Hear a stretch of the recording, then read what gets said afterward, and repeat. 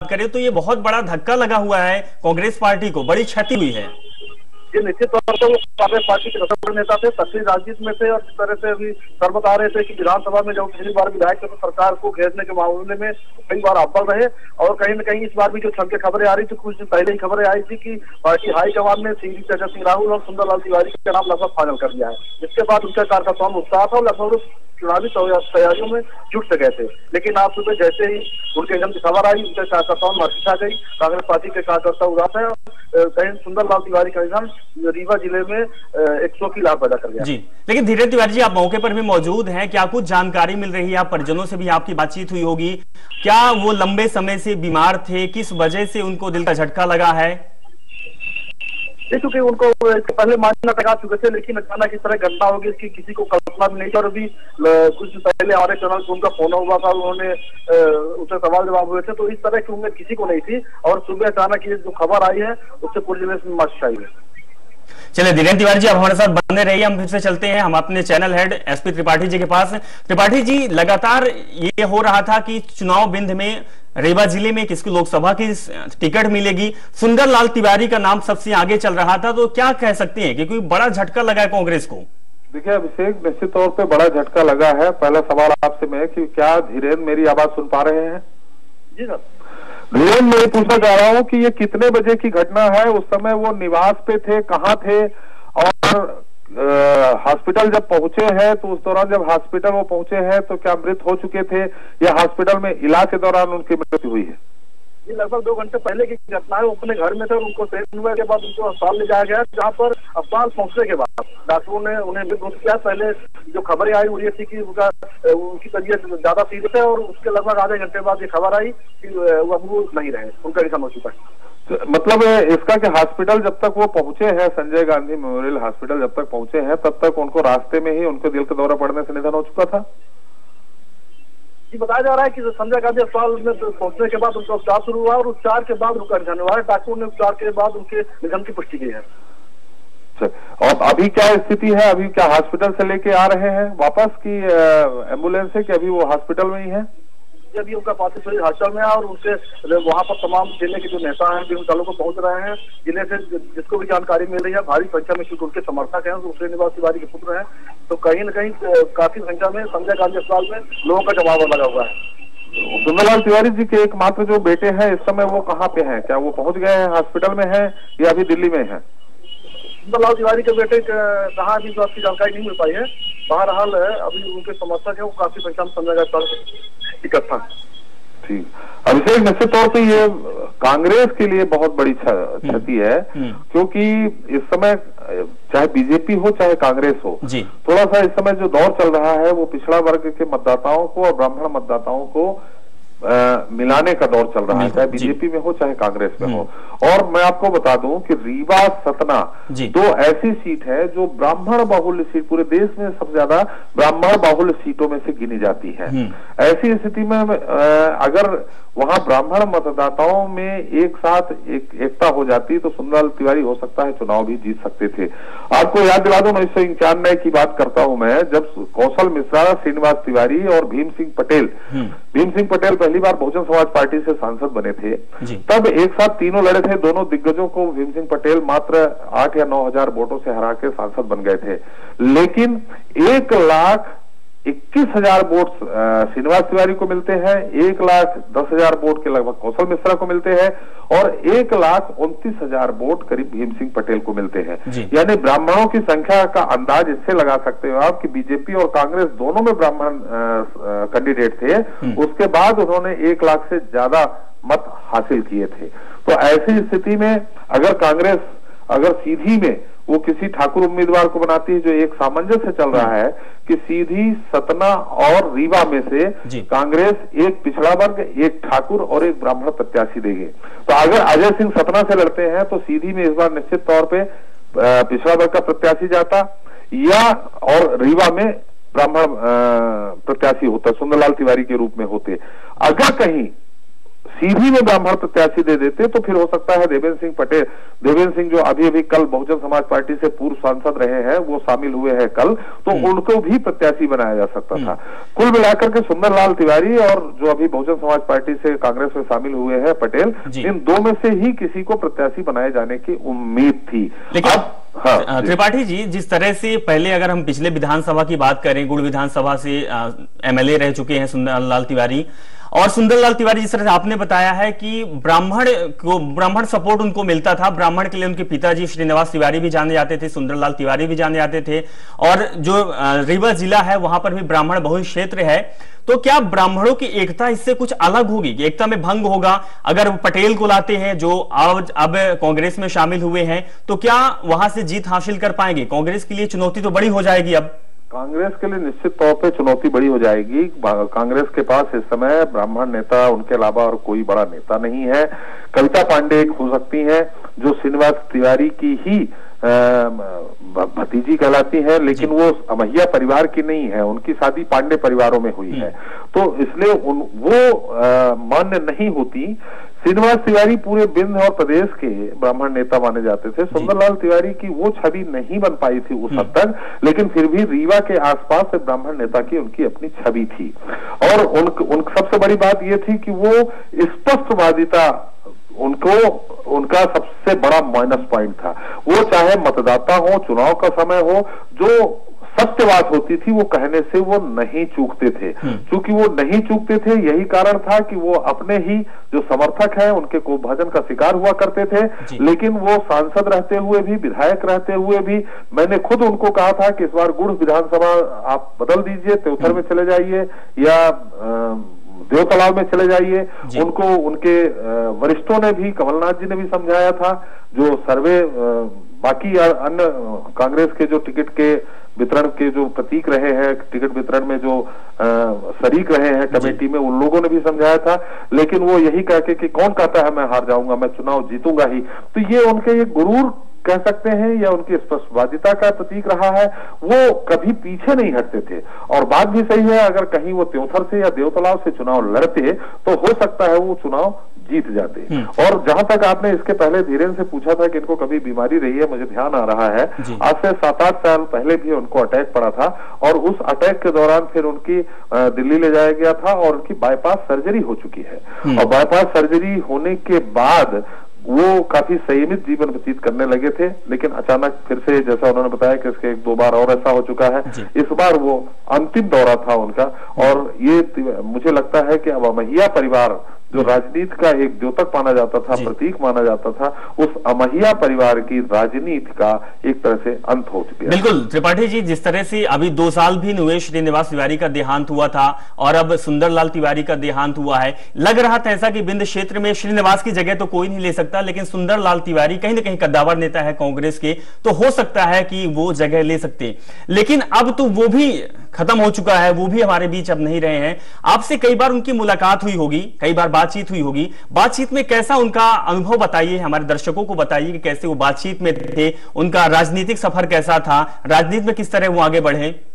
देखिए, मैंने पहले ही बता दिया था कि उनकी जो स्पष्टवादिता, वो एक अक्खर टाइप के नेता थे। वो स्पष्ट बोलते थे। जैसे किसी ने कहा कि आपको गुड़ विधानसभा क्षेत्र से चुनाव न लड़के दूसरी जगह से लड़ जाइए, तो तुरंत पलट के बोलते थे कौन कहता है। तो ये इस तरह से, मतलब किसी की सलाह नहीं मानते थे। और इनकी राजनीति में शुरुआत छात्र जीवन से हुई है। उस दौरान रीवा विश्वविद्यालय में ठाकुर एसपी त्रिपाठी जी, आपको रोकना चाहेंगे, उसके बाद आपके पास फिर से आऊंगा। हमारे साथ सैयद जफर जुड़ गए हैं जो कांग्रेस के प्रवक्ता हैं। सैयद जफर, आपके पार्टी को बड़ा झटका लगा है, आपके कद्दावर नेता अब बीच में नहीं रहे हैं, सुंदरलाल तिवारी जी का निधन हो गया है।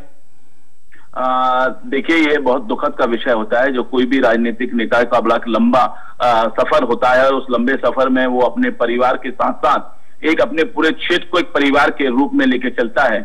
और ये जो उनका निधन हुआ है, पार्टी की बड़ी क्षति है।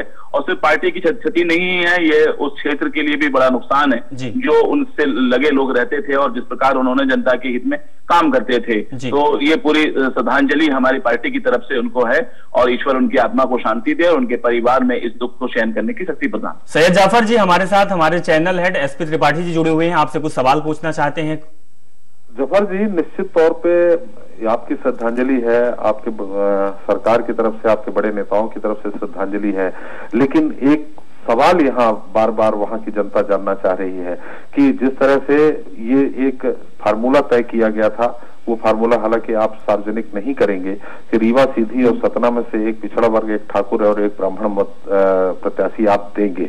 ऐसे में सुंदरलाल तिवारी जी का सबसे नाम आगे चल रहा था। अब कैसे करेंगे? वहां के ब्राह्मण मतदाताओं को जोड़ने के लिए क्या करेंगे? अभी तो सबसे बड़ी चुनौती ये है कि उनके परिवार में, उनके क्षेत्र में जो दुख की लहर हुई है, उसमें हम सब लोग पहले शरीक होंगे और उनके दुख को बांटने का प्रयास करेंगे। राजनीतिक मसला तो अब 2-3 दिन बाद ही बात हो पाएगी इस मसले पर, इसका क्या विकल्प बन सकता है। जी त्रिपाठी जी, हमारे साथ कांग्रेस नेता के मिश्रा भी हमारे साथ जुड़ गए हैं।